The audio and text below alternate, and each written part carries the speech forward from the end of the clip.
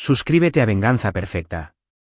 Nos encantaría saber desde qué parte del mundo nos acompañas. Cuéntanos en los comentarios. Ahora, sumerjámonos en la historia de hoy. La puerta principal de nuestra casa en los suburbios no solo estaba abierta. Estaba violentamente astillada y arrancada de sus bisagras. El pesado marco de roble colgaba de un solo tornillo doblado. Un viento frío soplaba por el pasillo, trayendo un olor que había pasado 5 años intentando desesperadamente olvidar. Cobre, sangre fresca y el leve y acre ardor de la pólvora.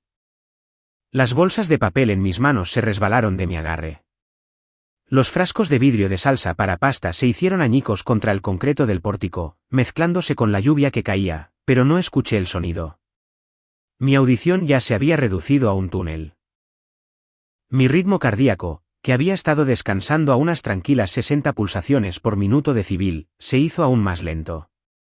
Era una respuesta biológica aterradora. Era el fantasma del hombre que solía ser, despertando. Demuestra tu amor dando me gusta, suscribiéndote y comentando tu ciudad natal, porque leo cada uno de los comentarios. Durante 5 años, había sido Carlos, el esposo. Carlos, el contratista civil, el hombre que pasaba sus pacíficos fines de semana buscando en ferreterías y plantando hortensias con su esposa, Elena. Había enterrado permanentemente mi pasado violento. Le hice un voto sagrado de que el derramamiento de sangre había terminado. Le prometí que el operador de nivel 1 de las fuerzas especiales estaba muerto, abandonado en el polvo de desiertos extranjeros y sitios negros sin nombre. Pero a medida que mis botas cruzaban el umbral roto de nuestro hogar, ese civil murió. La sala era una absoluta zona de guerra. El sofá seccional beige que habíamos elegido juntos hacía apenas 2 meses estaba volcado. Su tela, brutalmente rasgada. Las fotos enmarcadas de nuestra boda sobre la chimenea estaban destrozadas. El vidrio había volado en pedazos irregulares y brillantes por todo el piso de madera. Me moví en silencio. Mis pasos rodaban naturalmente del talón a la punta, evitando los escombros, distribuyendo mi peso a la perfección para que las tablas del suelo no crujieran. No llevaba ningún arma encima, pero mis manos formaron puños tan apretados que mis nudillos se volvieron completamente blancos. Elena, susurré en la casa a oscuras. No hubo respuesta. El silencio en el pasillo era pesado, espeso y sofocante. Era el tipo específico de silencio que solo se asienta sobre una habitación después de una violencia extrema y caótica. Despejé la sala en exactamente 3 segundos. Avancé por el estrecho pasillo, cortando el pastel en cada esquina, con los ojos escaneando rápidamente en busca de movimiento, sombras o el cañón negro de un arma. Los paneles de yeso estaban llenos de agujeros. Agujeros de bala de 9 milímetros a juzgar por las agrupaciones y los cráteres de impacto, habían fallado. Quienquiera que estuviera disparando había entrado en pánico, disparando a ciegas. Llegué al arco de la cocina. La pesada barra de mármol de la isla estaba agrietada por la mitad. Y entonces vi el rastro de sangre. Era una mancha carmesí espesa y oscura esparcida por los azulejos blancos de cerámica. Conducía directamente hacia la despensa. La respiración se me atragantó en la garganta como una piedra afilada. Caí de rodillas y deslicé violentamente la puerta destrozada de la despensa. Elena. Estaba desplomada contra el estante inferior, rodeada de bolsas rotas de harina y arroz derramado. Su hermoso cabello rubio estaba pegado a su mejilla con sangre oscura y húmeda. Su rostro estaba pálido, casi completamente translúcido bajo la tenue luz del techo. Su pecho apenas se levantaba. Tenía heridas defensivas en los antebrazos, laceraciones profundas y brutales, y una mancha enorme y oscura que se extendía por el lado derecho de su abdomen. El pánico intentó trepar por mi garganta, pero el condicionamiento militar lo suprimió al instante. La emoción hace que te maten. La emoción permite que mueran las personas que amas. Empujé al esposo aterrorizado a lo profundo de una caja negra en mi mente y dejé que el operador tomara el control total. Me arranqué la chamarra y rasgué mi camisa de algodón por la mitad, doblándola rápidamente para hacer vendajes de presión improvisados. Presioné mis manos desnudas con todas mis fuerzas contra su costado. Elena, quédate conmigo, ordené. Mi voz era completamente plana, tranquila y autoritaria. Mírame. Sus párpados parpadearon. Sus labios se estaban poniendo azules. Intentó hablar, pero de su garganta solo salió un jadeo débil y húmedo. No hables, le dije, poniendo todo el peso de la parte superior de mi cuerpo en la presión. La sangre estaba caliente contra mis palmas. Era demasiada sangre. Vas a estar bien. Estoy justo aquí. Te tengo. Sus dedos helados agarraron débilmente mi muñeca. Me miró, con sus ojos azules nublados por un dolor indescriptible y miedo puro. Estaba entrando rápidamente en un choque hipovolémico. Necesitaba un torniquete para su brazo y necesitaba rellenar la herida abdominal a mayor profundidad. Estiré la mano a ciegas, agarrando una toalla de cocina gruesa de la encimera de arriba y una cuchara de madera, girándola con fuerza alrededor de su bíceps superior para detener la hemorragia arterial. Escuché sirenas sonando a lo lejos. Alguien había llamado a la policía, probablemente los vecinos al escuchar los disparos rápidos. Resiste, amor, murmuré, inclinándome para besar su frente fría. Solo resiste. Mantuve la presión asegurada por lo que pareció una eternidad agonizante. Mis rodillas me dolían terriblemente contra el duro suelo de azulejos. Vi cómo su respiración se volvía cada vez más superficial, contando los agonizantes segundos entre cada inhalación. Cada vez que hacía una pausa, mi propio corazón simplemente dejaba de latir. Esta era la mujer que me había salvado. Cuando regresé del servicio militar, roto, violento, enojado y completamente perdido en el mundo civil, Elena fue el faro de luz que me guió de regreso a mi humanidad. Ella era mi ancla, y alguien había pateado la puerta de nuestro santuario privado e intentado asesinarla. La puerta principal se abrió de golpe con un estruendo. Pasos de botas pesadas resonaron por el pasillo. «Policía, muéstreme las manos». En la cocina, le grité en respuesta, negándome a levantar las manos ni siquiera una fracción de centímetro de las heridas de Elena. «Necesito paramédicos aquí ahora mismo». Tenemos a una mujer en estado crítico, con trauma masivo, entrando en shock profundo. El oficial Mendoza dobló la esquina, con su arma reglamentaria levantada y apuntando a mi pecho. Me vio arrodillado allí, cubierto de sangre espesa, sosteniendo físicamente a mi esposa para que no se desangrara. Enfundó su arma de inmediato y activó la radio de su hombro. «Central, necesitamos a los servicios de emergencia en esta ubicación de inmediato. Apresúrense. Tenemos a una víctima desangrándose». Segundos después, los paramédicos entraron corriendo a la cocina. Una joven llamada Brenda dejó caer su pesado botiquín verde de trauma justo a mi lado. «Señor, tiene que retroceder», dijo Brenda con firmeza, poniendo sus manos enguantadas directamente sobre las mías ensangrentadas. «Déjenos hacernos cargo». No quería soltarla, pero sabía que tenía que hacerlo. Retrocedí, con las manos goteando la sangre de mi esposa. Me quedé helado, observando cómo la subían con destreza a la tabla rígida, trabajando frenéticamente para estabilizar su presión arterial en picada. La sacaron de la cocina, de nuestra casa destruida, y hacia las luces rojas y azules intermitentes de la ambulancia en la entrada. Me quedé solo en el centro de mi cocina destrozada, mirando inexpresivamente el enorme charco rojo en el suelo. Mendoza se me acercó con cautela, tratándome como a una bomba sin detonar. «Carlos, lo siento mucho. Vamos a encontrar exactamente a quién hizo esto». «¿Viste a alguien? ¿Se llevaron algo?» No le respondí. Me di la vuelta lentamente. Había una sección oscura de la cocina que aún no había mirado. Escondido detrás de la mesa de comedor de roble volcada, tumbado en la esquina ensombrecida, gimiendo débilmente en un charco de su propia sangre, había un hombre. Estaba vestido de pies a cabeza con equipo táctico oscuro y costoso. Tenía la mandíbula destrozada y una fractura expuesta en la parte inferior de la pierna. Elena no había caído sin una lucha brutal. Lo había golpeado con una pesada sartén de hierro fundido que yacía tirada a pocos metros de distancia. Mendoza sacó su arma de nuevo y se movió hacia el hombre, pero yo fui significativamente más rápido. Caminé y miré hacia abajo al intruso sangrante. Estaba inconsciente, entrando y saliendo de la conciencia. Me arrodillé a su lado. «Carlos, aléjate», advirtió Mendoza, con voz tensa. Ignoré por completo al policía. Empecé a registrar al hombre inconsciente con una eficiencia clínica y experimentada. Sin cartera, sin teléfono, sin placas de identificación. Eran profesionales, pero los profesionales siempre cometen un error. Siempre. Mi mano rozó una funda de cuero duro atada fuertemente al cinturón táctico del hombre. Desabroché la correa de retención y saqué el arma que había dentro. Era un cuchillo táctico de combate de hoja fija. Acero al carbono pesado, empuñadura personalizada. Limpié la sangre espesa de la base de la hoja con el pulgar. Allí, grabado profundamente en el metal mate oscuro, había un pequeño y complejo escudo. Una ancla dorada envuelta por completo en una serpiente. Mi pecho se sintió completamente vacío.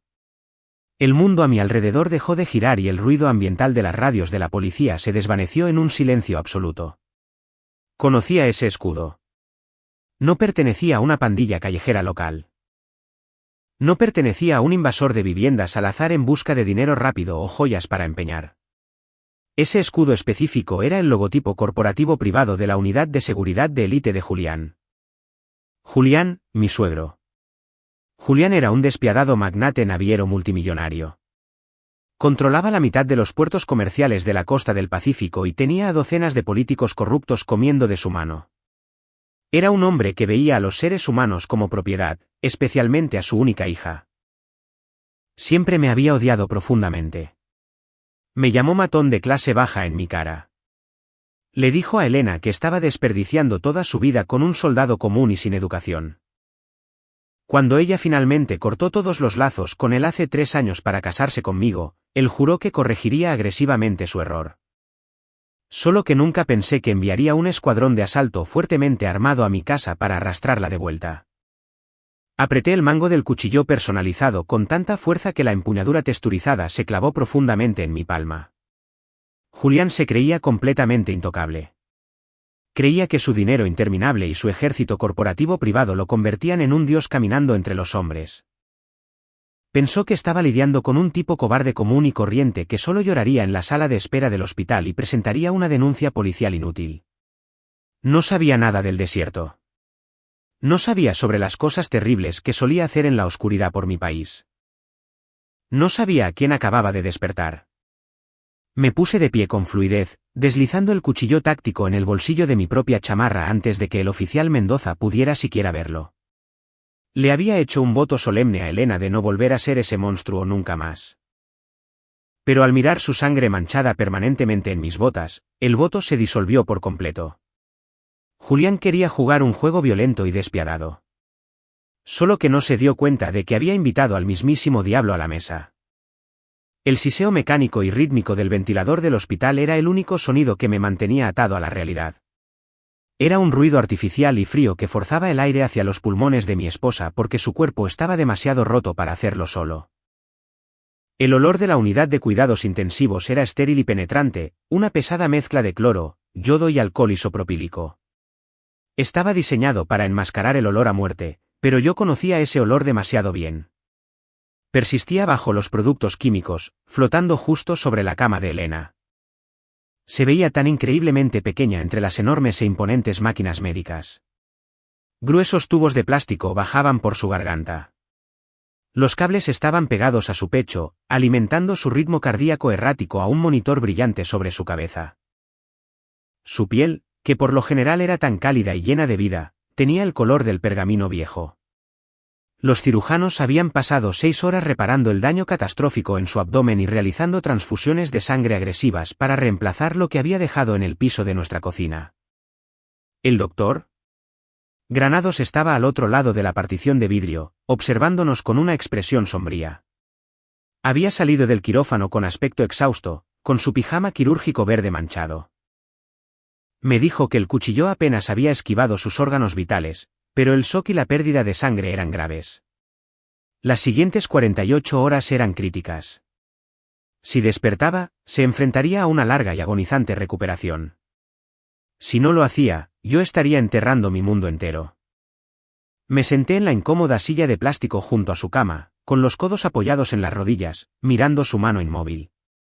No me atreví a tocarla. Me sentía demasiado peligroso. Me sentía como una cosa oscura y contaminada sentada en una habitación limpia. La pesada puerta de la UCI se abrió, rompiendo el silencio. Entró un hombre con un traje barato y arrugado, seguido de cerca por el oficial Mendoza. El hombre sostenía una pequeña libreta y miraba alrededor de la habitación con ojos cansados y cínicos. Carlos, dijo Mendoza en voz baja, entrando en la habitación. Él es el detective Quintana. Tomó el caso. No me levanté. Ni siquiera aparté la vista del rostro de Elena. Dígame qué tiene, detective. Quintana suspiró, sacando un bolígrafo del bolsillo de su pecho. El hombre que su esposa derribó en la cocina se encuentra actualmente en un coma inducido médicamente 2 pisos debajo de nosotros. Pasamos sus huellas por el sistema. No arrojó nada. Sin registros militares, sin antecedentes penales, sin licencia de conducir. Es un fantasma completo. Pero aquí está el problema: antes de que las enfermeras siquiera obtuvieran su tipo de sangre, un equipo legal muy costoso entró en la comisaría. Volví la cabeza lentamente para mirar al detective. ¿Un equipo legal? Un poderoso abogado corporativo llamado Adrián, explicó Quintana, con un tono cargado de frustración. Pasó de largo frente al sargento de guardia, mostró una orden judicial y nos bloqueó por completo. No podemos interrogar al sospechoso cuando despierte.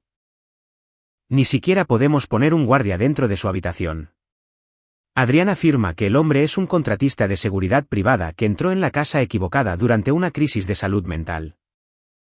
Es una historia inventada, pero tienen el dinero para mantenernos atados en los tribunales durante años. Mi mandíbula se tensó. Adrián. Conocía ese nombre. Era el perro de ataque legal del imperio naviero de Julián. Julián no solo estaba protegiendo a su sicario. Me estaba enviando un mensaje. Me estaba mostrando que él controlaba el tablero. Controlaba a la policía, a los abogados y la narrativa. Van a sacarlo caminando de aquí, Carlos, dijo Mendoza, sonando genuinamente derrotado. Estamos intentando armar un caso, pero quienquiera que esté respaldando a este tipo tiene los bolsillos más profundos que la ciudad. Lo entiendo, dije. Mi voz era inquietantemente tranquila. Era la voz de un hombre parado al borde de un acantilado muy alto. Gracias por su tiempo, detective Quintana. Oficial Mendoza. Se miraron el uno al otro, claramente inquietos por mi falta de indignación. Esperaban que gritara. Esperaban que exigiera justicia. No entendían que yo ya había abandonado por completo el concepto de justicia legal. La ley era un escudo para hombres como Julián. Una vez que los 2 policías salieron de la habitación y la pesada puerta de cristal se cerró tras ellos, me incliné hacia adelante y finalmente tomé la mano fría de Elena entre las mías. Lo siento mucho, susurré, con la voz quebrada por primera vez. Yo traje esto sobre ti. Pensé que podríamos simplemente alejarnos. Pensé que si interpretaba el papel del civil perfecto y callado, el mundo nos dejaría en paz. Presioné suavemente su mano contra mi mejilla. Cerrando los ojos, recordé el día en que nos conocimos. Acababa de separarme del ejército. Era un hombre fracturado y violento que no podía dormir sin una pistola cargada debajo del colchón. Veía amenazas en cada sombra. Elena me había encontrado en la oscuridad. Con paciencia desarmó mi armadura pieza por pieza hasta que finalmente recordé cómo ser un ser humano. Le prometí el día de nuestra boda que nunca traería la guerra a nuestro hogar. Le juré que el operador táctico estaba muerto y enterrado.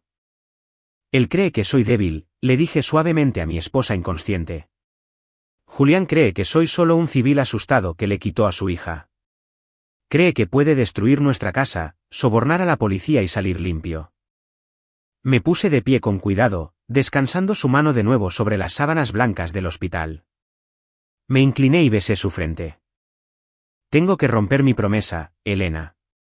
Para salvar nuestro futuro, tengo que convertirme en mi pasado. Voy a derrumbar su imperio hasta los cimientos. No lo mataré. La muerte es demasiado fácil para un hombre como Julián. Voy a quitarle todo lo que lo hace sentir seguro y voy a obligarlo a mirar. Le di la espalda a la cama del hospital y salí de la habitación. La transición en mi mente fue absoluta. El esposo en duelo se quedó atrás en esa silla. El operador de nivel 1 de las fuerzas especiales atravesó las puertas dobles de la UCI. Salí del hospital hacia la lluvia torrencial y helada. No volví a mi casa destruida. La policía todavía estaba pululando por todo el lugar, tomando fotografías inútiles y reuniendo pruebas sin sentido. En cambio, me subí a mi camioneta y conduje hacia las afueras industriales de la ciudad. 30 minutos después, me detuve en una enorme instalación de almacenamiento con control de clima y fuertemente fortificada. Estaba completamente fuera de la red, rodeada de alambre de púas y cámaras de seguridad de alta resolución. Entré a la oficina principal empapado. El empleado detrás del grueso vidrio a prueba de balas no hizo preguntas. Deslicé una identificación falsa por la ranura. El nombre en la licencia era Tristán. El empleado me entregó una pesada tarjeta electrónica y me abrió la puerta de acero reforzado. Caminé por el largo y bien iluminado pasillo de concreto hasta llegar a la unidad número 412. Deslicé la tarjeta, ingresé un código alfanumérico de 6 dígitos en el teclado y escuché cómo los pesados cerrojos se retraían con un fuerte clac metálico. Empujé la puerta metálica enrollable hacia arriba. La unidad estaba completamente a oscuras. Saqué una pequeña linterna de mi bolsillo y la encendí. El haz de luz cortó el aire viciado, iluminando una pila de cajas de cartón anodinas cubiertas por una gruesa capa de polvo. Las ignoré por completo. Caminando hacia el fondo de la profunda habitación de concreto, descansando sobre una pesada estantería de metal, había un enorme estuche Pelican negro. Estaba asegurado con 2 pesados candados biométricos. Coloqué mi pulgar derecho en el primer escáner. Sonó un pitido verde. Coloqué mi pulgar izquierdo en el segundo escáner. Otro pitido verde. Solté los pesados pestillos de acero y abrí la tapa. El sello de presión hermético siseó fuertemente al romperse. Miré hacia el interior del estuche. No había visto este equipo en 5 años. Se sintió como abrir una tumba. Adentro, descansando en espuma cortada a medida, estaban las herramientas de un fantasma. No había ametralladoras pesadas ni cargas explosivas para abrir brechas. Esto no se trataba de hacer un ruido fuerte. Se trataba de una destrucción quirúrgica e invisible. Metí la mano y saqué una pesada laptop encriptada de grado militar. Estaba construida para soportar la onda expansiva de una bomba y estaba cargada con software especializado, diseñado para infiltrarse en sistemas gubernamentales. Debajo de la laptop había una fila de teléfonos desechables, una pila de pasaportes en blanco con chips de seguridad de alto nivel y una pequeña bolsa de cuero que contenía herramientas para abrir cerraduras elaboradas con titanio de grado aeroespacial. Encendí la laptop. La pantalla brilló con un azul frío y penetrante en la oscuridad de la unidad de almacenamiento. Exigió una clave de cifrado de 32 caracteres. Mis dedos se detuvieron sobre el pesado teclado mecánico. Pensé en la sangre en el piso de mi cocina. Pensé en el sonido de Elena luchando por respirar. Escribí la contraseña a la perfección, de memoria. El sistema se desbloqueó, conectándose silenciosamente a una profunda e invisible red satelital a la que no había accedido desde mi tiempo en Medio Oriente. La red fantasma militar se despertó, reconociendo mi firma digital única. Oficialmente estaba de vuelta en la red. El imperio naviero de Julián se extendía por todo el mundo, ocultando armas ilegales, dinero sucio y cargamento de contrabando detrás de un enorme muro de papeleo corporativo legítimo. Creía que sus secretos estaban enterrados a gran profundidad. No tenía idea de qué tipo de depredador estaba nadando ahora en sus aguas digitales. La guerra había comenzado oficialmente, y Julián no iba a escuchar un solo paso hasta que ya fuera demasiado tarde. El letrero de neón fuera de la ventana del motel parpadeaba con un zumbido moribundo y rítmico, proyectando un resplandor rojo enfermizo a través de las persianas de plástico rotas. Había conducido 30 kilómetros fuera de los límites de la ciudad, abandonando mi camioneta en el rincón oscuro de un enorme estacionamiento comercial vacío. Caminé los últimos 5 kilómetros bajo la lluvia helada hasta un motel en ruinas junto a la autopista que solo aceptaba efectivo. El gerente nocturno apenas levantó la vista de su pequeño televisor cuando deslicé 3 billetes arrugados de 1000 pesos por el mostrador de laminado rayado. No di ningún nombre. No me pidió uno. Esa era la belleza de los rincones olvidados de México. A nadie le importaba quién eras mientras el efectivo fuera real. Cerré con llave la puerta de madera hueca de la habitación 7 y me puse a trabajar de inmediato. El esposo civil ya no estaba. El operador estaba asegurando actualmente una base de operaciones avanzada. Saqué una pesada cuña táctica de goma del bolsillo de mi chamarra y la pateé a fondo debajo de la puerta, haciendo físicamente imposible abrirla desde afuera sin un ariete. Cerré herméticamente las pesadas y polvorientas cortinas. Usando un rollo de cinta aislante negra de mi mochila para sellar los bordes contra el marco de la ventana, ni una sola rendija de luz escaparía de esta habitación. Me senté en el pequeño y tambaleante escritorio de madera en la esquina y abrí el estuche Pelican negro. Levanté la pesada laptop de grado militar y la dejé en la mesa. Era gruesa, revestida de goma absorbente de impactos y carecía de cualquier logotipo comercial. Saqué una herramienta multiusos de mi cinturón y quité la placa de plástico que cubría el conector telefónico en la pared. Pasé por alto por completo el router barato del motel, pelando los cables de cobre y empalmándolos directamente a un módulo de enlace celular encriptado que había sacado de mi unidad de almacenamiento. No iba a depender de una conexión pública. Estaba rebotando mi firma digital en 3 satélites militares clasificados que orbitaban completamente fuera de la supervisión civil. Encendí la máquina. La pantalla arrancó en una interfaz estéril de solo texto.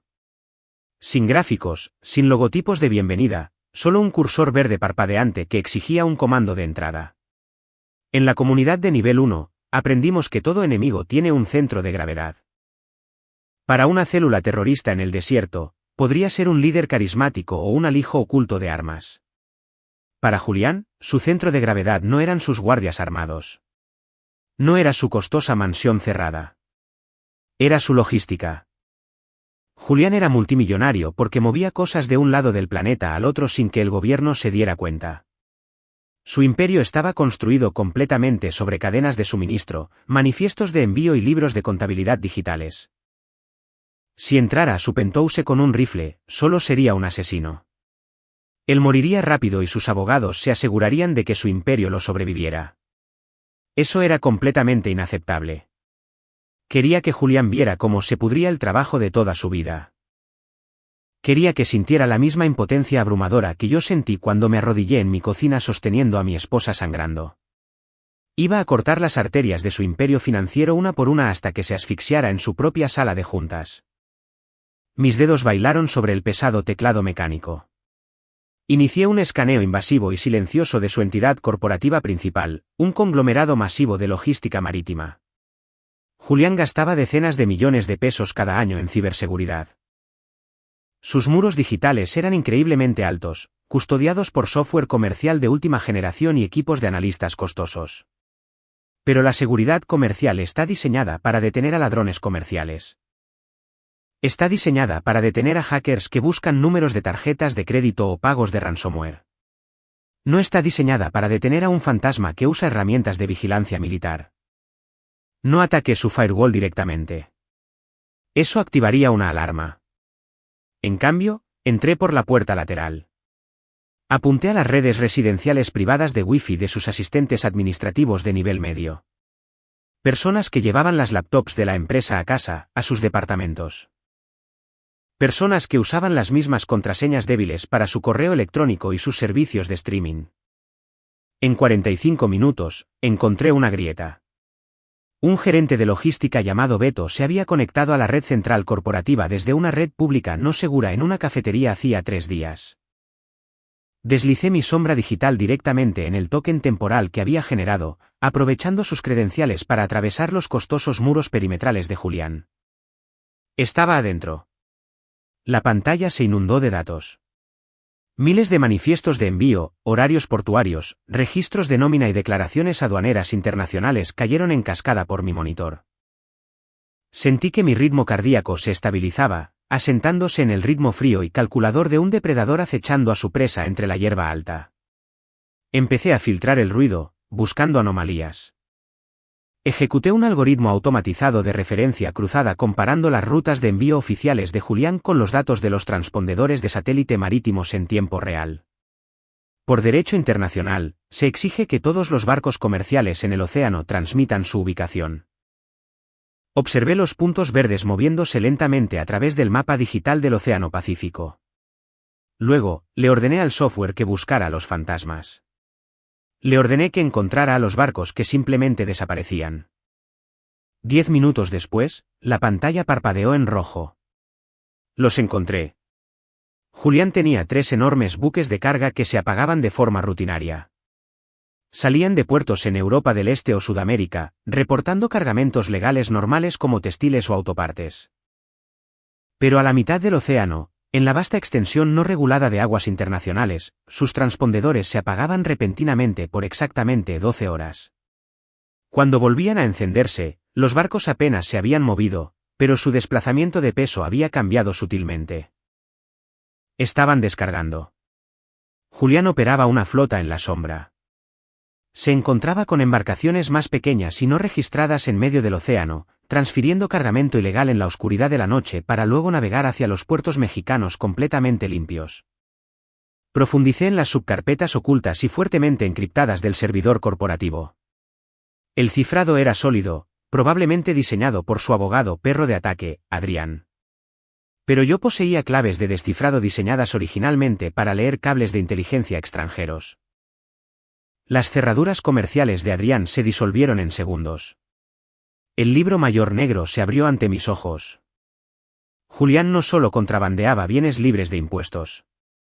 Era un señor de la guerra que vestía un traje italiano hecho a la medida. Movía equipo de grado militar, rifles de asalto sin marcar, munición de alto poder explosivo y equipo de visión nocturna. Estaba abasteciendo a grupos de mercenarios privados, sicarios de los cárteles y a cualquiera que tuviera oro imposible de rastrear o criptomonedas en el extranjero. Estaba ganando miles de millones con exactamente el mismo tipo de violencia que casi me había quitado a Elena. Mi mandíbula se apretó tanto que me dolieron los dientes. Me quedé mirando la brillante pantalla azul, mientras una ira profunda y helada se instalaba permanentemente en mis huesos. Julián me menospreciaba porque yo era un soldado. Creía que yo era un instrumento torpe. Mientras tanto, él estaba ahogando al mundo en sangre desde la seguridad de su rascacielos de cristal. Revisé el horario principal. Necesitaba un objetivo. Necesitaba enviar un mensaje que eludiera a sus guardias de seguridad y golpeara directamente a su cordura. Ahí estaba, programado para llegar en exactamente 48 horas. Un cargamento masivo y multimillonario de ópticas tácticas y silenciadores imposibles de rastrear estaba en un contenedor de envío en una instalación portuaria secundaria, esperando a ser cargado en camiones y distribuido a un sindicato clandestino en la costa del Pacífico. Julián ya había tomado un anticipo masivo por la entrega. Si el envío desaparecía, no solo perdería dinero.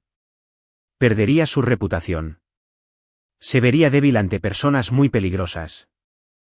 Aislé el manifiesto digital para el contenedor número 874 Alfa. Con unas pocas teclas, ingresé al sistema logístico automatizado de la autoridad portuaria. No borré el contenedor. Borrarlo causaría un error informático inmediato que los técnicos podrían solucionar fácilmente. En cambio, alteré los datos de enrutamiento del código de barras. Cambié silenciosamente el destino. Enterré el contenedor bajo una montaña de papeleo burocrático falso, programándolo para ser cargado en una barcaza de chatarra aleatoria que se dirigía a una operación de vertedero en el sudeste asiático. Borré mis huellas digitales meticulosamente, limpiando los registros del servidor y eliminando el rastro de la conexión por completo. Salí del sistema sin activar una sola alarma. Cerré la pesada tapa de la laptop.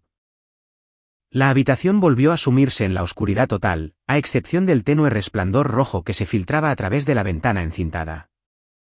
Julián se iba a despertar mañana por la mañana completamente ajeno a que un fantasma acababa de atravesar su impenetrable fortaleza. Iba a sentarse en su silla de cuero, beber su costoso café y creer que seguía siendo el rey del mundo. Pero las tablas del suelo ya se estaban pudriendo bajo sus pies. Acababa de encender el fósforo. Iba a quemar su reino hasta los cimientos, y él no iba a escuchar ni un solo sonido hasta que el techo colapsará sobre su cabeza. El reloj digital barato en la mesa de noche del motel marcó las 6 de la mañana. No había dormido ni un solo segundo.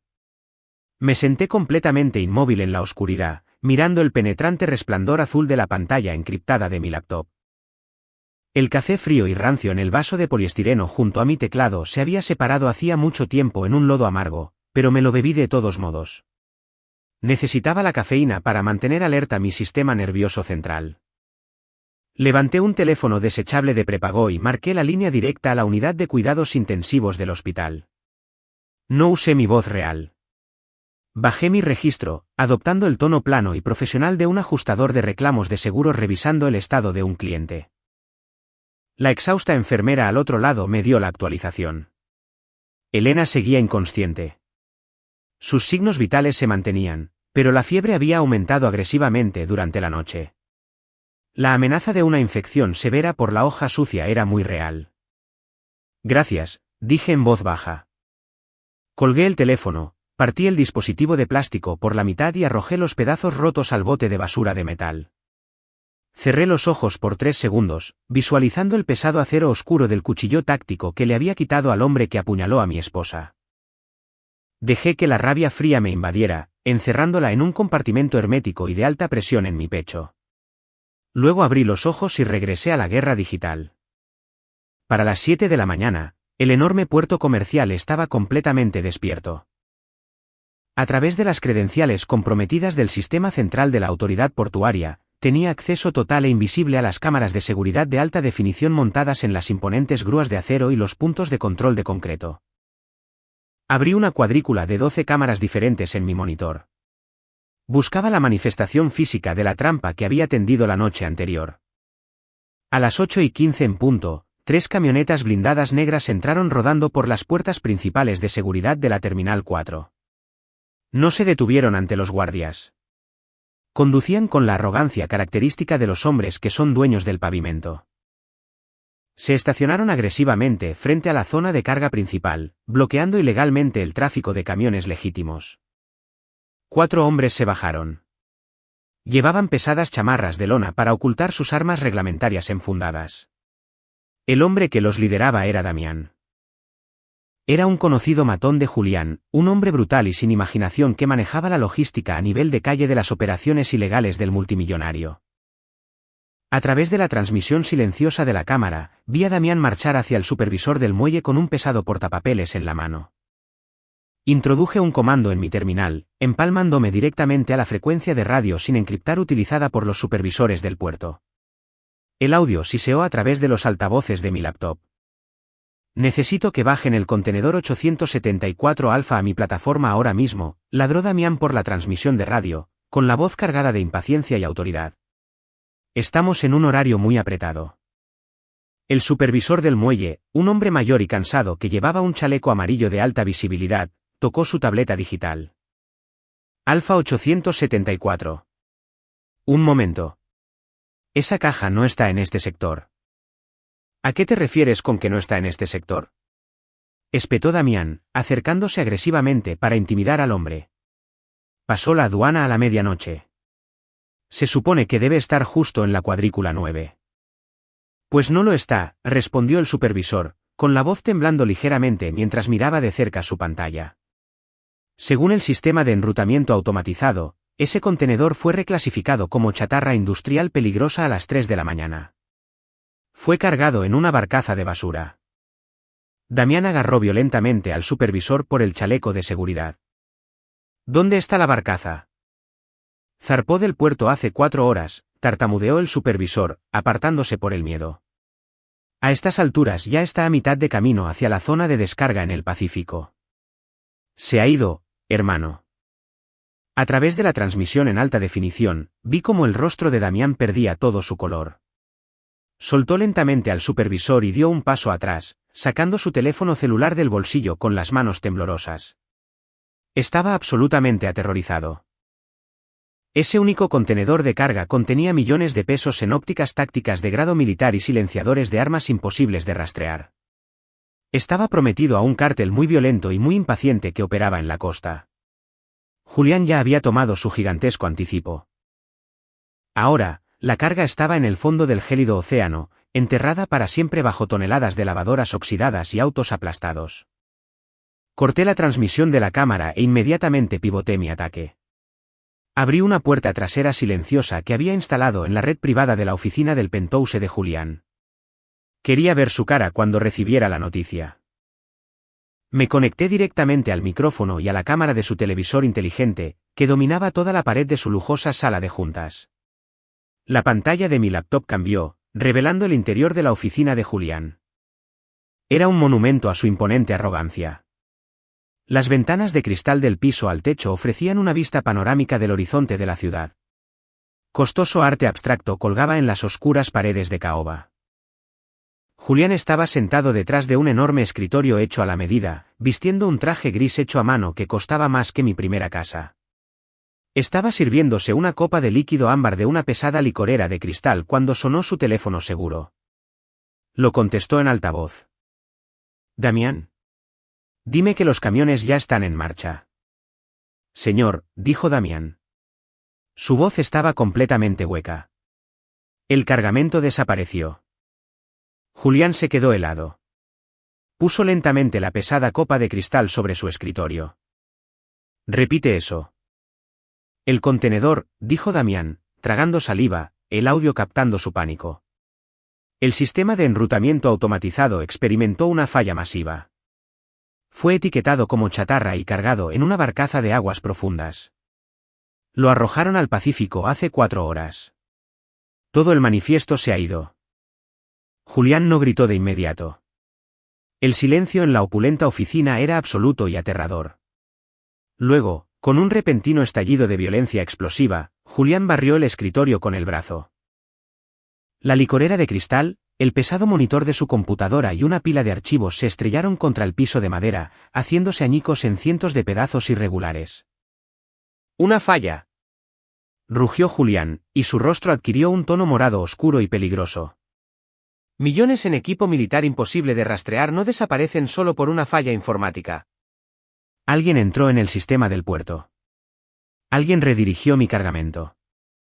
Comenzó a pasearse furiosamente por la habitación, pateando violentamente los cristales rotos para apartarlos de su camino. ¿Son los rusos o el cártel de los Moreno? Me están poniendo a prueba. Creen que porque mi inútil hija me humilló y se escapó con ese soldado de clase baja, soy débil. Creen que mi casa está en desorden, así que están atacando mi logística. Sonreí. Fue una expresión fría y completamente sin humor que apenas movió los músculos de mi rostro. No tenía la menor idea. Estaba buscando a un sindicato de crimen organizado masivo y fuertemente armado. Estaba buscando un ejército. No podía comprender que un solo fantasma en una habitación de motel de 500 pesos estaba desmantelando sistemáticamente su imperio. Las pesadas puertas de roble de la sala de juntas se abrieron y entró Adrián. El abogado corporativo lucía impecable en un traje azul marino, aferrando un elegante maletín de cuero. «Julián», escuché gritos, dijo Adrián con suavidad, cerrando las pesadas puertas detrás de él. «¿Cuál es exactamente el problema?» «El problema», escupió Julián, señalando al abogado con un dedo tembloroso, «es que acabamos de perder el envío del cártel. Ya no está. Está hundido en el fondo del océano.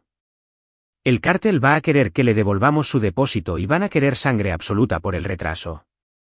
Adrián palideció. La fachada suave y arrogante se resquebrajó al instante. «¿Cómo es eso lógicamente posible? Nuestro enrutamiento digital está fuertemente encriptado». «Averígualo», gritó Julián, golpeando el escritorio de caoba con los puños. «Te pago una fortuna para mantener segura mi operación. Quiero saber exactamente quién hackeó a la autoridad portuaria y los quiero enterrados. Llama a los contratistas de seguridad. Duplica la guardia en los almacenes. Nadie mueve una sola caja sin mi autorización directa». Escuché el pánico puro resonando a través del micrófono de la televisión. Julián estaba sangrando dinero de verdad y estaba perdiendo la cabeza. Pero destruir un cargamento era solo una herida superficial. Para ejecutar realmente un golpe fatal contra su organización, necesitaba los libros mayores principales. Necesitaba los números de cuentas bancarias en el extranjero, los archivos de chantaje contra los políticos corruptos y las escrituras digitales de sus empresas fantasma. Julián no guardaba eso en su computadora personal. Era demasiado inteligente para eso. Los guardaba con su perro de ataque. Los guardaba con Adrián. Observé a Adrián sacar frenéticamente su teléfono, con su cabello perfectamente peinado ahora un poco despeinado. Él era el único guardián de los secretos más oscuros de Julián. Era el arquitecto de los escudos legales que mantenían a Julián fuera de una prisión federal. Adrián realmente creía que su título en leyes de la mejor universidad y sus trajes caros lo hacían intocable. Estiré la mano y corté por completo la conexión de la cámara del penthouse. La pantalla se volvió negra, proyectando mi reflejo en el monitor oscuro. Mis ojos estaban completamente muertos. Julián quería duplicar sus guardias armados en los almacenes. Que lo hiciera. Estaba fortificando el castillo equivocado. No iba a atacar a sus matones fuertemente armados. Iba a cortarle la cabeza quirúrgicamente. Cerré la laptop encriptada y la deslicé de forma segura de regreso al estuche Pelican negro. Revisé el pesado cuchillo táctico de acero al carbono que descansaba sobre el escritorio, asegurándome de que la hoja estuviera perfectamente limpia.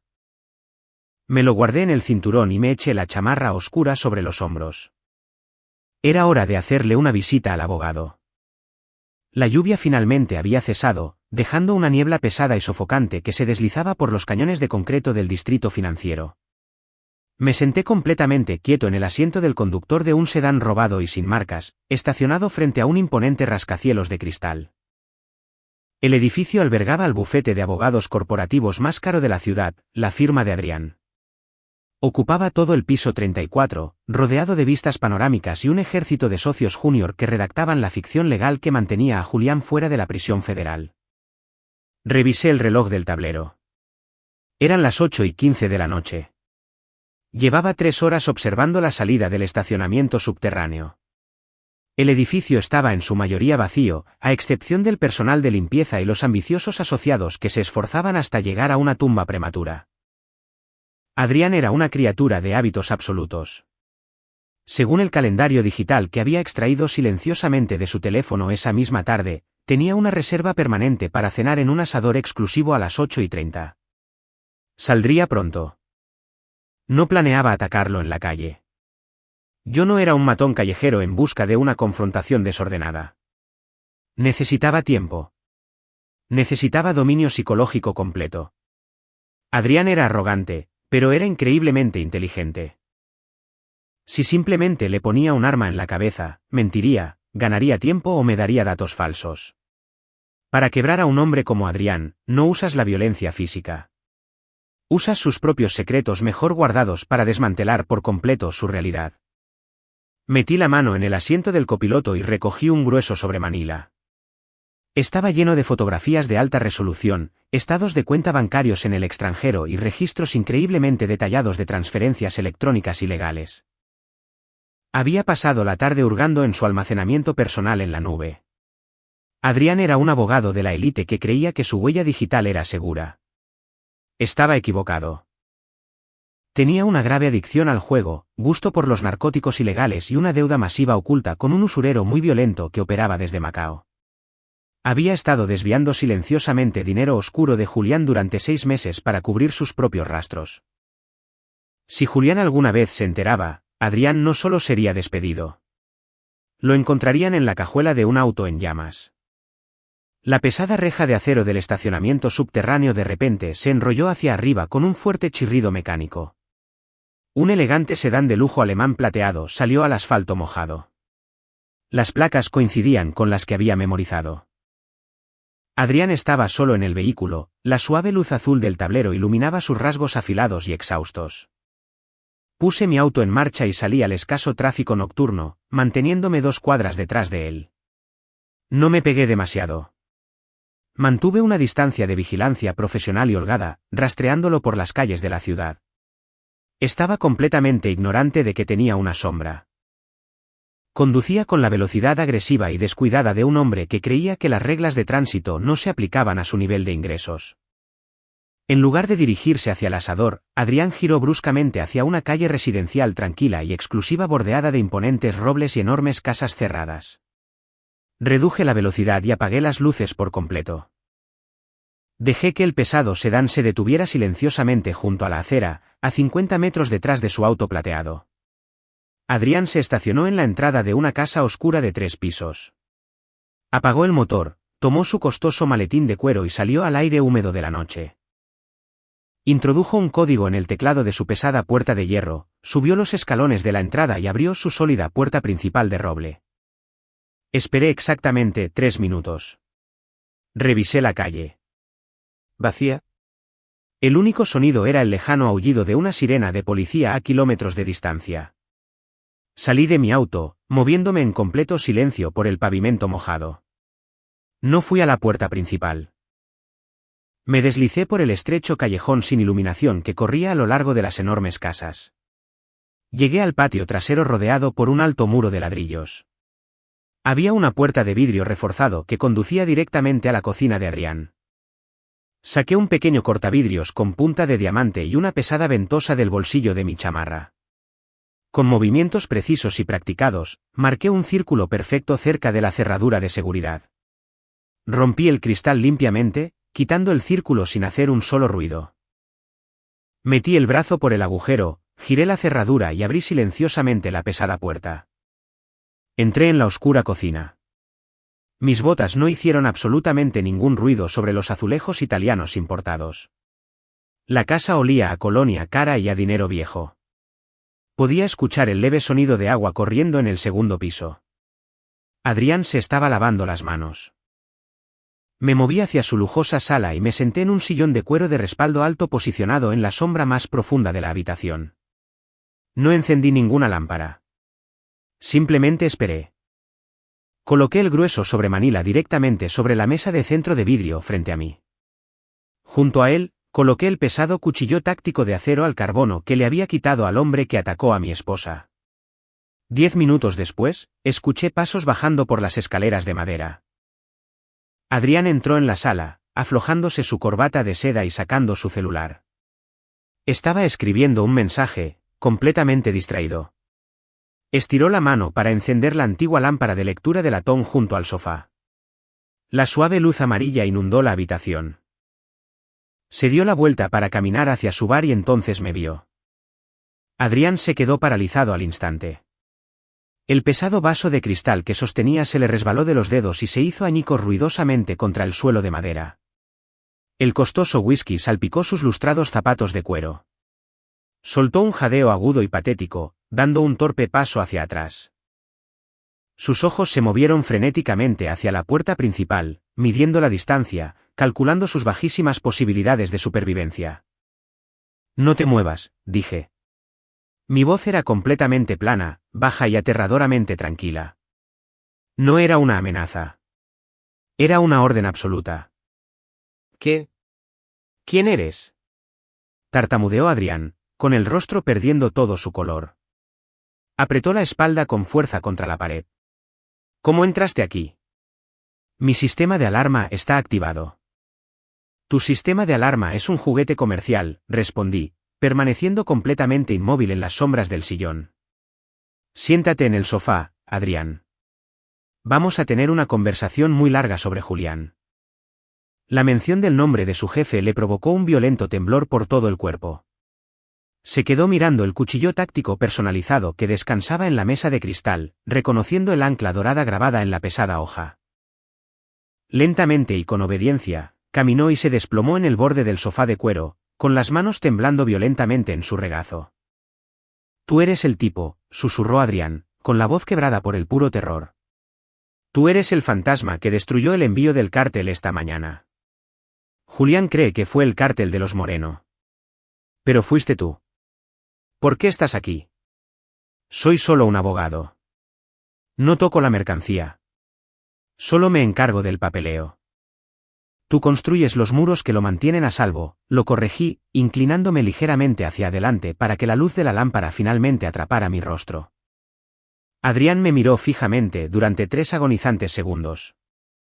Luego, el reconocimiento total amaneció en sus ojos. Había visto mi cara en fotografías. Sabía exactamente quién era yo. Carlos, respiró, absolutamente horrorizado. Eras el esposo de Elena. Julián dijo que solo eras un contratista.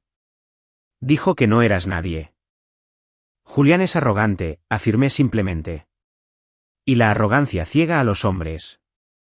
Envió a un escuadrón armado a mi casa hace 2 días. Dejó a mi esposa en coma. Cree que puede destruir mi vida y salir completamente limpio. Tomé el grueso sobremanila de la mesa y se lo arrojé con fuerza a su regazo. Aterrizó pesadamente contra sus manos temblorosas. Ábrelo, ordené. Adrián perdió por completo la compostura. Sus manos temblaban tanto que apenas podía desatar el cordón de cierre. Abrió la carpeta y miró la página de arriba. Era una fotografía de alta resolución de él reuniéndose con un violento matón del sindicato de Macao en la oscura sala de un casino. La página siguiente era una hoja de cálculo detallada que resaltaba exactamente cuánto del dinero negro de Julián había malversado para cubrir sus enormes deudas de juego. No. Jadeó Adrián, las lágrimas se formaron inmediatamente en sus ojos aterrorizados. Por favor, si Julián ve esto, literalmente me desollará vivo. Matará a toda mi familia. ¿Cómo conseguiste esto? Estos datos estaban bloqueados tras un cifrado de grado militar. Yo soy el ejército, Adrián, respondí fríamente. Quiero las llaves maestras digitales de todo el imperio de Julián. Quiero los números de cuenta en el extranjero, las escrituras de las empresas fantasma y los archivos de chantaje que tiene sobre el gobernador del estado. Quiero acceso total y sin restricciones a la base de su riqueza. No puedo hacer eso, gritó Adrián, aferrando la carpeta a su pecho como un escudo. Sabrá que fui yo. Me ejecutará en la calle. Me puse de pie lentamente, tomando el pesado cuchillo táctico de la mesa. No lo levanté. Solo lo sostuve cómodamente en mi mano derecha, dejando que el acero atrapara la luz de la lámpara. Tienes una elección muy sencilla esta noche, Adrián, le dije, bajando la voz a un susurro peligroso. Me entregas las llaves ahora mismo, y yo borro permanentemente de Internet todo rastro de esta carpeta. Te dejo empacar tus maletas, salir por esa puerta principal y desaparecer a Sudamérica antes de que el imperio de Julián arda hasta los cimientos. O puedo dejar esta carpeta justo aquí en tu mesa de centro para que los hombres de Julián la encuentren mañana por la mañana. Adrián miró fijamente la cuchilla, luego hacia la evidencia incriminatoria en su regazo. Estaba completamente atrapado, y lo sabía. Tomó una respiración profunda y temblorosa, y asintió. Las manos de Adrián temblaban violentamente mientras metía la mano en el bolsillo del pecho y sacaba una pesada memoria USB encriptada. Era de metal negro y liso, sin ninguna marca. Me la tendió como si fuera una granada viva. Aquí está, susurró Adrián, con la voz quebrada por el puro terror. Esta memoria contiene los códigos de acceso raíz a toda la red offshore de Julián. Tiene los números de cuenta de las empresas fantasma en las Islas Caimán, las escrituras digitales de sus almacenes comerciales y los libros contables encriptados que prueban que mueve hardware de grado militar para los cárteles. Si usas esto, no solo lo arruinarás financieramente. Lo enviarás a un penal federal de máxima seguridad por el resto de su vida. Tomé la memoria de sus dedos temblorosos y la deslicé en el bolsillo oscuro de mi chamarra. No dije ni una sola palabra de agradecimiento. Simplemente me quedé mirando al abogado aterrorizado. Me voy esta noche, balbuceó Adrián, poniéndose de pie rápidamente, sus costosos zapatos de cuero resbalaron sobre el whisky derramado. Me voy al aeropuerto ahora mismo. Prometiste que borrarías la carpeta. Prometiste que Julián nunca vería esas fotos mías en Macao. Siempre cumplo mi palabra, respondí con frialdad, dándole la espalda. Tomé el grueso sobremanila de la mesa de centro de vidrio y lo arrojé a la chimenea de piedra apagada. Saqué un encendedor de mi bolsillo, encendí la llama y la dejé caer sobre el papel seco. Las fotografías de las masivas deudas de juego de Adrián se arrugaron y se ennegrecieron al instante, las brillantes llamas naranjas proyectaron sombras duras contra las paredes de caoba. Corre rápido, Adrián, le dije, caminando hacia la puerta de vidrio rota en la cocina. Porque cuando Julián se dé cuenta de que su imperio se está desmoronando, buscará al arquitecto que construyó sus muros, y esos muros están a punto de caerle directamente en la cabeza. Salí al aire helado de la noche, dejando al abogado hiperventilando en su lujosa sala. Me moví silenciosamente por el oscuro callejón, desvaneciéndome por completo en la espesa niebla antes de que su sistema de alarma pudiera siquiera registrar el vidrio roto. Volví a subir a mi sedán robado y conduje inmediatamente a mi habitación de motel. Cerré el cerrojo, empujé la cuña de goma debajo de la puerta y encendí mi pesada laptop militar. Inserté la memoria USB negra. La pantalla brilló en verde, exigiendo una firma biométrica. Había visto a Adrián teclear el código de acceso en su teléfono ese mismo día. Evadí por completo el escáner de huellas dactilares, introduciendo en el sistema una cadena de código puro que forzó la apertura de la memoria. Los libros mayores principales cayeron en cascada por mi monitor. Era un mapa digital de absoluta corrupción. No vacié inmediatamente las cuentas bancarias de Julián. Eso sería demasiado obvio. En cambio, comencé una demolición sistemática e invisible de sus cadenas de suministro legítimas. Usando los códigos de acceso raíz, alteré silenciosamente los enormes documentos fiscales de su principal conglomerado naviero, marcando toda su flota para auditorías intensivas e inmediatas por parte del SAT. Activé incumplimientos automatizados en 3 de sus préstamos comerciales más grandes, congelando sus activos líquidos en 5 bancos internacionales diferentes. Para cuando salió el sol, Julián estaba sangrando millones de pesos por hora, y no tenía la menor idea de quién sostenía el cuchillo. A media tarde, el imperio de Julián era una casa en llamas. Estaba sentado completamente quieto en la oscura habitación del motel, con la pesada cuña de goma de la puerta firmemente en su lugar. A través de la puerta trasera encriptada que había establecido en la red de su penthouse, escuché el puro pánico que vibraba a través de sus líneas telefónicas ejecutivas. Las auditorías internas del SAT habían desencadenado retenciones federales automáticas en sus cuentas operativas principales. Sus préstamos comerciales multimillonarios estaban cayendo en mora simultáneamente en Londres, Zúrich y las Islas Caimán. Se estaba asfixiando financieramente. ¿Qué quieres decir con que las cuentas están congeladas? Le gritó Julián al altavoz de su teléfono, con la voz quebrada por la pura incredulidad. Tengo 17.000 millones de pesos en activos líquidos. Soy dueño de la autoridad portuaria. Soy dueño del gobernador. Señor, los números de cuenta digital de nuestras principales empresas fantasma han sido completamente revueltos, respondió un contador aterrorizado al otro lado de la línea. Los bancos creen que estamos en suspensión de pagos activa. Parece un sabotaje interno masivo y Adrián se ha ido. Faltó a su reunión de la mañana. Su teléfono está muerto y su casa está completamente vacía. Búsquenlo. Rugió Julián, estrellando algo pesado contra la pared de su oficina. Quiero que encuentren a Adrián y me lo traigan ahora mismo.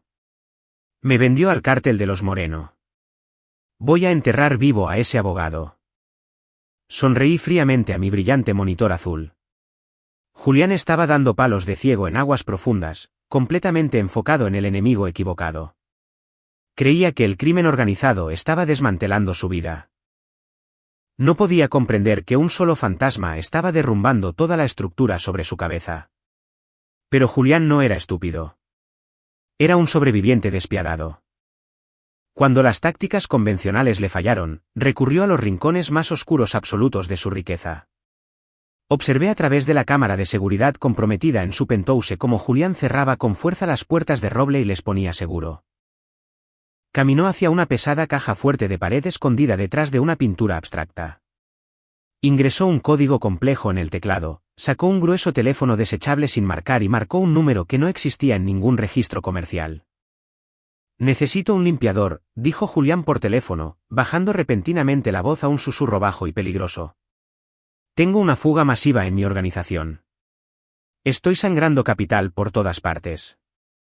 Alguien tiene mis libros mayores y mi abogado principal acaba de desaparecer.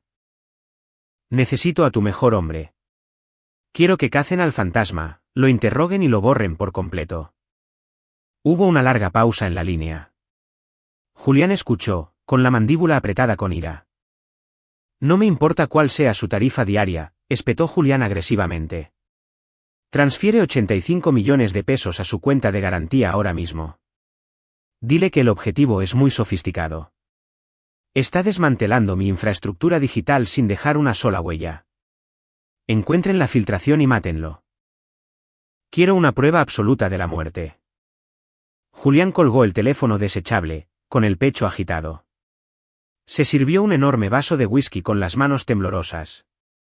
Me quedé mirando la pantalla, y mi ritmo cardíaco se estabilizó en un ritmo tranquilo y depredador. Julián acababa de escalar la guerra. Estaba enviando a un asesino profesional a la oscuridad para encontrarme. Pensó que estaba contratando a un superdepredador para resolver su problema, pero no tenía idea de que acababa de enviar un lobo directamente a una trampa para osos. Bajé la mano y con calma revisé el cargador lleno de mi arma reglamentaria con silenciador. Que viniera el limpiador. Estaba listo. Salí del motel a la medianoche. El aire estaba helado, mordiendo a través de mi chamarra de lona. Había dejado intencionalmente mi teléfono desechable encriptado encendido por exactamente 3 segundos. Era un rastro de migas digital, un letrero de neón que apuntaba directamente a mi ubicación en el desolado sector industrial de la ciudad. Si el limpiador de 85 millones de Julián era tan bueno como se anunciaba, seguiría la señal. Caminé por el centro de un callejón abandonado flanqueado por imponentes almacenes de ladrillo y contenedores de transporte oxidados. El brillo amarillo de una farola parpadeante proyectaba largas sombras sobre el pavimento mojado. Mantuve las manos sueltas a los lados.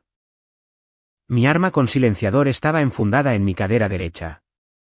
El seguro ya estaba quitado. Mis sentidos estaban sintonizados al máximo.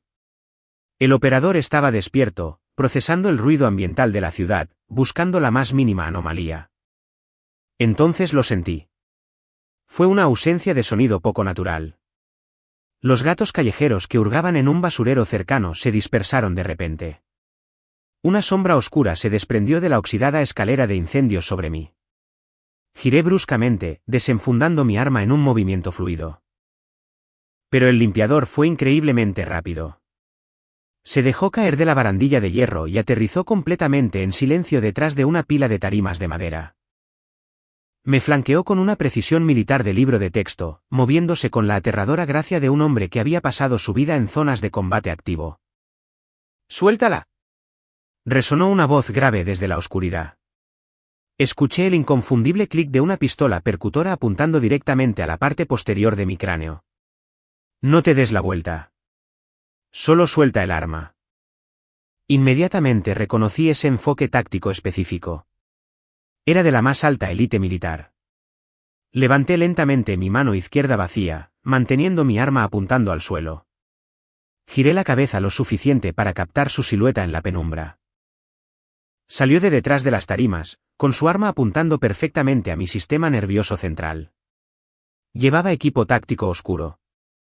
Su rostro estaba oscurecido por un pasamontañas negro. Pero a medida que la farola finalmente iluminó mi rostro, el limpiador se detuvo abruptamente. Todo su cuerpo se puso completamente rígido. Me miró fijamente a los ojos. Miró la cicatriz irregular que recorría la línea de mi mandíbula. La pesada pistola en sus manos comenzó a bajar lentamente hacia el pavimento. Levantó su mano izquierda y se quitó la tela negra de la cara. Carlos, susurró, y su áspera voz se quebró de pura conmoción. Bajé el arma y miré fijamente al hombre que estaba parado frente a mí. Era Héctor. Había sido mi líder de asalto en el desierto. Habíamos sangrado juntos en los peores lugares absolutos de la tierra. Héctor enfundó su arma por completo. Una sonrisa enorme y peligrosa se extendió lentamente por su rostro curtido. Julián me pagó 85 millones de pesos en efectivo en el extranjero para cazar a un fantasma, dijo Héctor, negando con la cabeza con pura incredulidad. No me dijo que era mi antiguo comandante.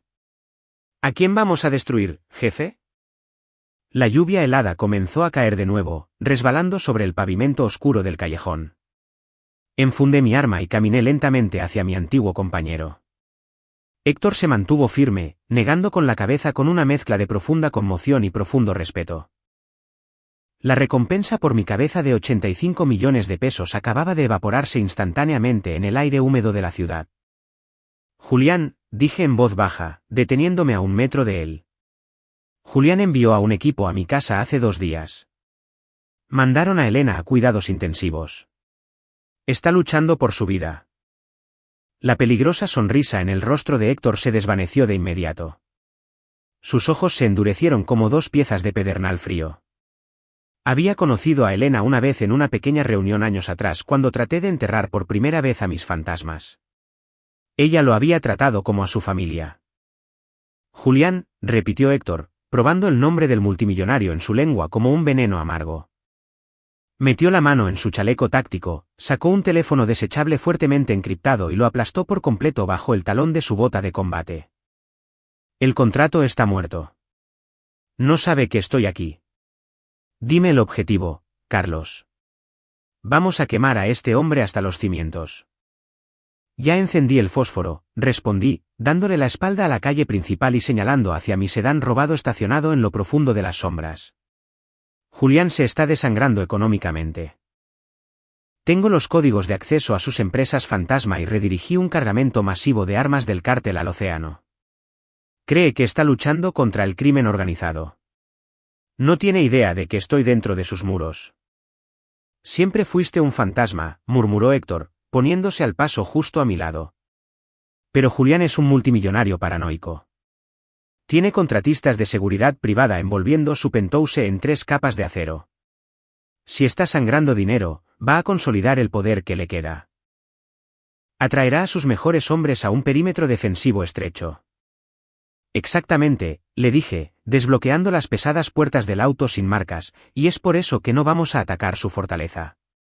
Vamos a hacer que sus mejores hombres desaparezcan. Vamos a aislarlo por completo hasta que se asfixie en su propia sala de juntas. Héctor se deslizó en el asiento del copiloto, sacando de inmediato un rifle táctico con silenciador de una bolsa de lona personalizada que llevaba colgada del hombro. El chasquido metálico de la palanca de carga haciendo eco en el reducido espacio del auto era un sonido que no había escuchado en 5 años.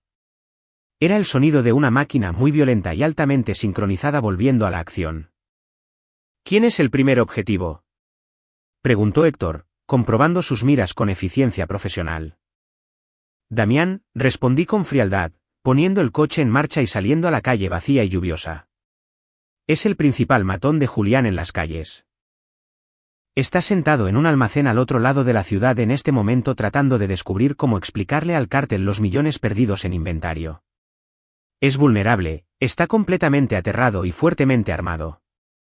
Héctor asintió lentamente, mientras una calma depredadora se apoderaba de él. Entonces vamos a presentarle la oscuridad, dijo Héctor. Muéstrame el camino, comandante. La fuerte lluvia golpeó contra el parabrisas del sedán robado mientras atravesábamos el sector industrial desierto. Durante las últimas 48 horas, Héctor y yo nos habíamos movido como un equipo de asalto quirúrgico a través del imperio en expansión de Julián. No disparamos un solo tiro innecesario. No dejamos un solo cadáver en las calles. Simplemente hicimos que los matones más confiables de Julián desaparecieran en la oscuridad. Damián, el brutal jefe callejero, fue encontrado amarrado firmemente a una tubería de acero dentro de una oficina de la FGR, rodeado de sus propios libros contables desencriptados. El resto de la guardia de seguridad privada de Julián, aterrorizada por el desmantelamiento invisible y sistemático de su estructura de mando, simplemente abandonó sus puestos y huyó de la ciudad. Julián estaba ahora completamente solo en su fortaleza de cristal. Estacioné el sedán en un garaje de mantenimiento subterráneo directamente debajo de la sede corporativa de Julián. Héctor estaba sentado en el asiento del copiloto, monitoreando una tableta de descifrado de grado militar. Tocó la pantalla brillante y su rostro se iluminó con la penetrante luz azul. La junta directiva acaba de destituirlo por unanimidad, informó Héctor, con una sonrisa tensa y sin humor en el rostro. Sus socios legítimos están completamente aterrorizados por las auditorías federales masivas y las represalias del cártel que tú orquestaste. Lo despojaron de su título de director general hace 10 minutos. Está completamente aislado. Bien, dije en voz baja, saliendo del vehículo y comprobando el cargador lleno de mi arma reglamentaria con silenciador. Es hora de terminar la misión. Pasamos de largo por el vestíbulo por completo, utilizando el elevador de servicio de alta velocidad que las llaves maestras de Adrián nos habían desbloqueado. Subimos en total silencio hasta el piso 75.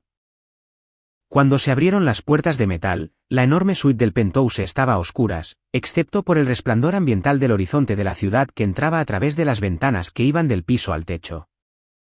Me moví sin hacer ruido sobre la gruesa alfombra importada, con mi arma desenfundada, pero apuntando de forma segura al suelo.